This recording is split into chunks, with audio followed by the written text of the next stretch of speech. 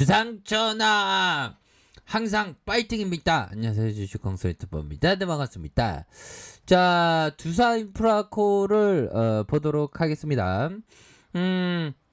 주가에 있어서 너무나도 주가가 과도하게 많이 빠진 이런 어떤 모습을 보여주고 있는데, 자, 두산인프라코에 대한 부분 한번 볼까요? 두산인프라코 결국에는 다시 한번 좋아질 수 있는 그런 어떤 모습을 좀 충분히 기대해 볼 수 있겠고, 주가가 좀 말도 안 되게 형들아.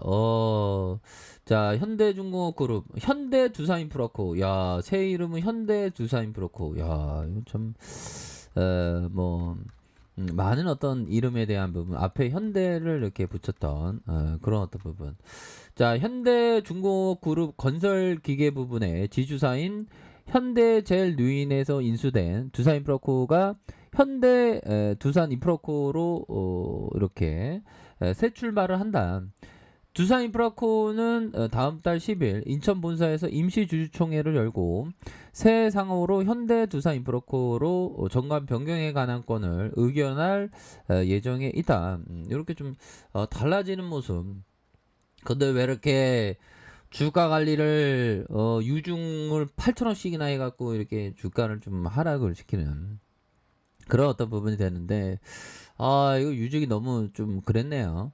자, 두산 인프라코가 재무구조 개선을 위해서 무상감자 및 대규모 유상증자를 추진한다는 이런 어떤 소식에 주가가 하락하는, 그래서 두산인프라코가 11,900원 거래를 마쳤고, 현대중공업그룹가 건설기계 부분에서 중간 지주 회사인 현대제누이님 지난 25일 출범 후 첫 통합 기업 설명회 IR에서 현대건설기계로부터 사업 차량 사업을 인수하고 두산인프라코의 무상감자와 유상증자를 통해서 재무구조 개선에 이렇게 나서겠다. 이런 점이 딱 나오지 않습니까? 그래서 두산인프라코는 먼저 액면가 감액 무상감자를 진행할 계획이고, 자본금은 주식 액면가에 주식수를 곱한 값이 된다. 뭐 이렇게 얘기하면서 두산인프라코는 액면가만을 주당 5,000원에서 1,000원으로 이렇게 낮추는 이런 어떤 무상감자를 선택했다. 그래서 전체 자본 총계와 주식수의 변화가 없다. 이를 위해서 임시주주총회에서 10일 이런 어떤 열릴 예정에 있다. 그래서 8천억 규모의 유상증자를 계획이다. 이런 점. 그래서 유상증자로 마련한 자금을 두산인프라코 차이나 지분 20%를 취득, 차익분과 상환하면서 디지털 트랜스포메이션, 친환경 기술 성장을 위한 미래 기술 개발에 투자할 예정에 있다라고 회사 측에서 밝히고 있지 않습니까? 그렇게 해서 유상증자를 통해서 부채 비율을 453%에서 250%로 낮추는 방침이 된다.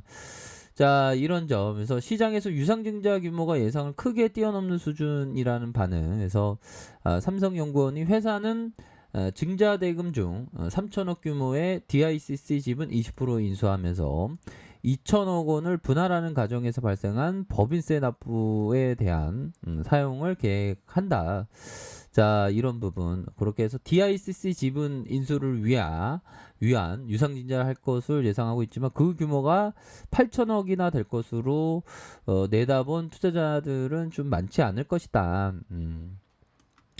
자, 이렇게 해서 단기적인 매출 감소, 자본 희석으로 부정적이지만 중장기적인 시그널, 뭐 중장기적인 시그널은 분명히 있죠, 보면. 그래서 이런 부분이 되기 때문에 좀 과도하게 주가가 좀 빠진 측면이 있습니다. 그래서 주가 빠질 때 오히려 더 다시금 뭐 외국인들이 그 사주는 그런 어떤 모습을 보여주고 있고, 연기금에서는 좀 파는 그런 어떤 모습이지만, 금융투자에서는 또 잡아주고 있지 않습니까? 금융투자에서는 잡아주고, 기타 범위에서는 또한 잡아주는 이런 어떤 모습을 아주 긍정적으로 나타내주고 있습니다. 그래서 외국계 프로그램에서 9.66 이렇게 갖고 있는 그런 어떤 모습이 되기 때문에 투자인프라코 결국엔 좀 과도한 주가 빠짐이다라고 말씀을 드려보도록 하겠습니다. 그래서 자 보면 47,485원의 슈팅 하락에 대한 부분에서 다시 한번 누르다가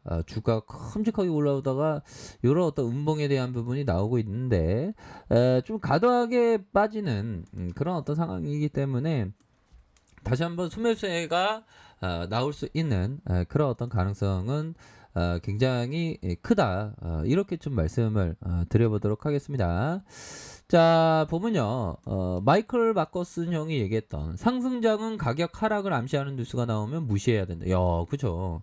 상승장 아니면 그 강세장 요런 점 뭐 급등장 뭐 이렇게 생각할 수 있겠고 가격 상승을 암시하는 뉴스에 격렬하게 반응해야 합니다. 만약 이런 어떤 조건에 자신의 매매를 한정할 수 있다면 반드시 돈을 따게 되어 있습니다. 어떤 시장 어떤 상황에서 말이죠.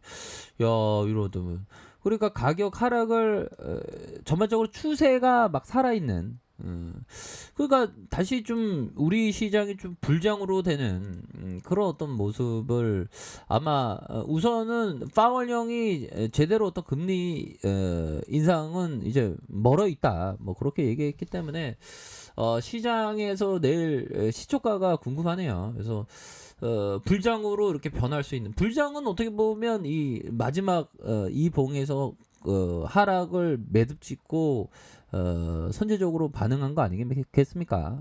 그러면서 다시 한번 앞으로 치고 나갈 수 있는 그런 어떤 깜냥은 굉장히 그 높다. 뭐 이렇게 좀 말씀을 드려보도록 하겠습니다. 그래서 자 보면 이런 어떤 상황에서 금융투자에서도 이렇게 받쳐주는 이런 어떤 모습을 보여주고 있고 자 이런 어떤 상황에서 다시 한번 월봉에 대한 부분 주봉에 대한 부분 하단선에 굉장히 하단선에 대한 부분이 이렇게 되는 그런 부분에서 수급에 대한 부분이 바짝 당겨줄 수 있는 이렇게 바짝 당겨줄 수 있는 그런 어떤 가능성에 대한 부분이 굉장히 많다.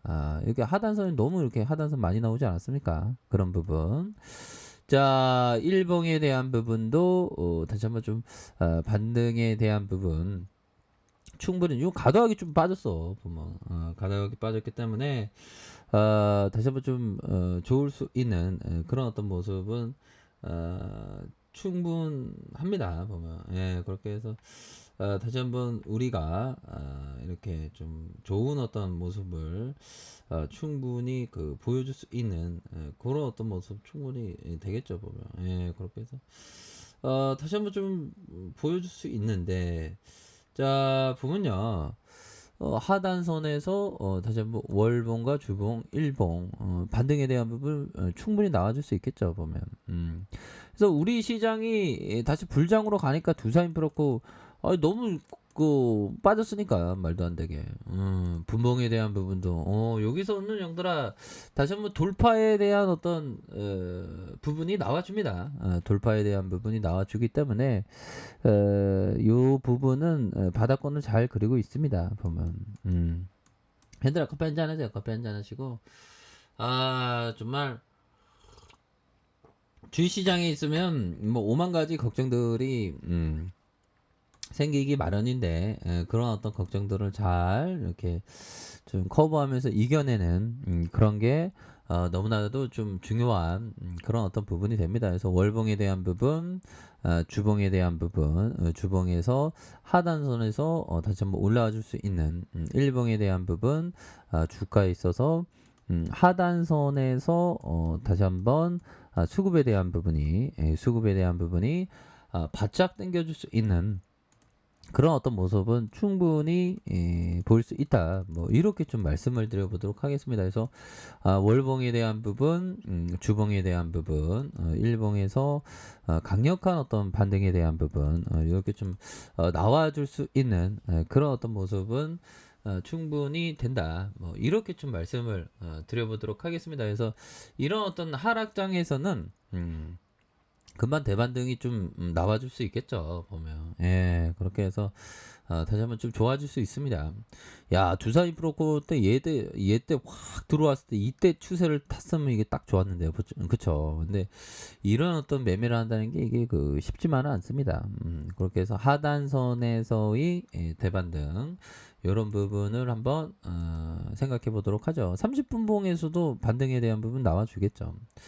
자, 형들아, 항상 파이팅 하시길 바라겠습니다. 자, 아래 카페에서 정보를 확인하시고요. 좋아요, 구독하기, 알람 설정까지 하셨던 모든 분들 감사합니다. 사랑합니다. 축하합니다. 네, 고맙습니다.